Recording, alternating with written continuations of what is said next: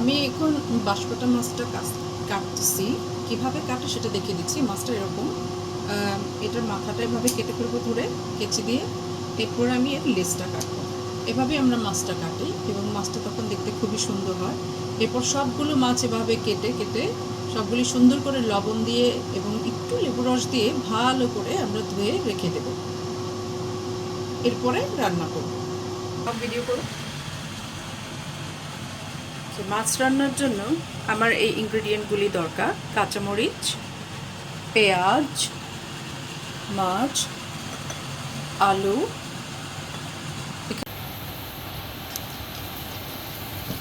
পেঁয়াজগুলি একটু ব্রাউন হলে এর মধ্যে আমি একটু রসুন বাটা দিয়ে দেব,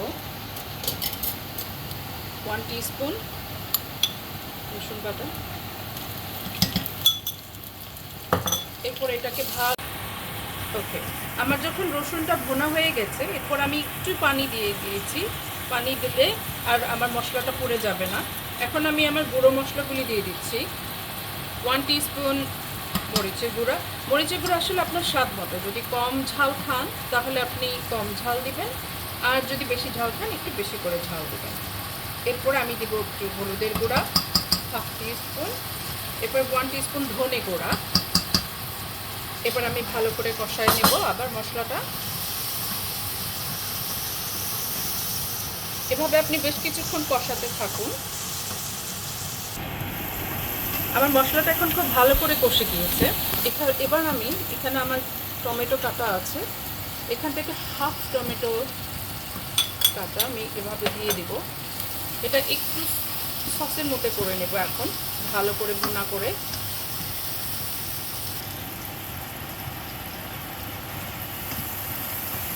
আমার টমেটোগুলি এখন নরম হয়ে আসছে। এভাবে যখন ভুনা হয়ে যাবে, একদম টমেটোটা গলে যাবে, আমি আবার এখন একটু আলুগুলো দিয়ে দিই। আমার কাছে আসলে শুধুমাত্র 200 গ্রাম মাছ আছে, অল্প মাছ, তো এই জন্য অল্প আলু দিলাম। অনেকে চাইলে এর মধ্যে কিছুটা বেগুন কেটেও দিতে পারে, তা আমি শুধু আলু দিয়েই করলাম।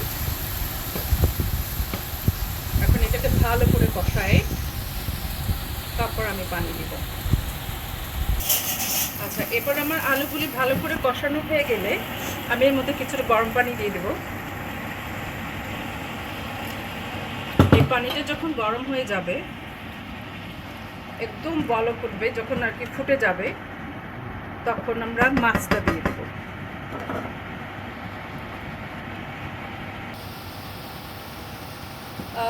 এখন আমার পানিটা সুন্দর ফুটে উঠেছে। যখন এটা ফুটে উঠবে তখন আমি এই মাছগুলি দিয়ে দেব। মাছগুলি সুন্দর করে ধুয়ে কুচে পরিষ্কার করে তারপরে রেখে দিয়েছিলাম। এখন এই মাছটা যেহেতু খুবই নরম, তাই আমি মাছটা ভেজে নিইনি। এভাবে মাছটা মশলার পানিতে ভালো করে ফুটন্ত পানিতে ছেড়ে দিতে হবে। এখন আমি মাছটা এভাবে রেখে দেব।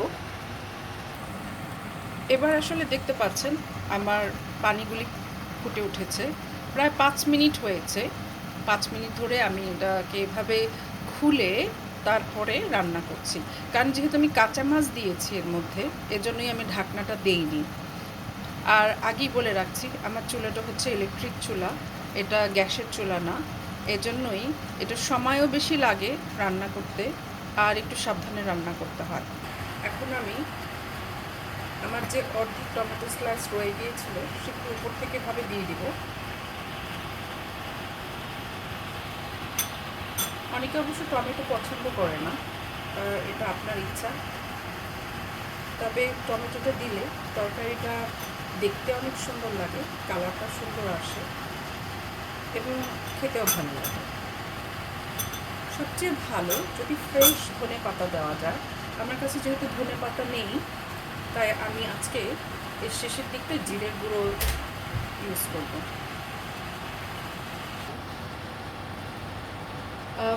এখন অবশ্য আমার মাছটা কিছুটা হয়ে আসছে, কিন্তু আমাকে দেখতে হবে যে আমার সব কিছু সেদ্ধ হয়েছে কিনা। আমার কাছে লাগছে যে আলুগুলো আর একটু সেদ্ধ হতে হবে, আর মাছটাও আরেকটু কুক হতে হবে, আর একটু রান্না করে নিলে এটা ভালো হবে।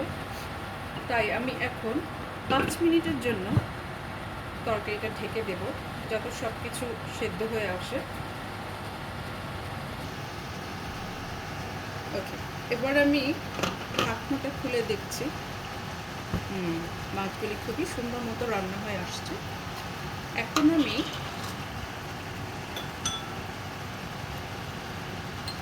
ভাজা জিরার গুঁড়া অ্যাড করব।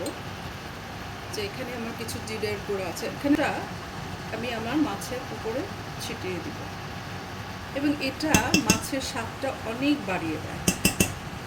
আপনারা ইচ্ছা করলে শুধুমাত্র জিরার গুঁড়াও দিতে পারেন, আর সবচেয়ে ভালো হয় যদি আমরা এর মধ্যে কিছুটা ফ্রেশ ধনেপাতা দিতে পারি। এই মজাদার রান্নাটি খেতে চাইলে go to the link in the comment. Bye!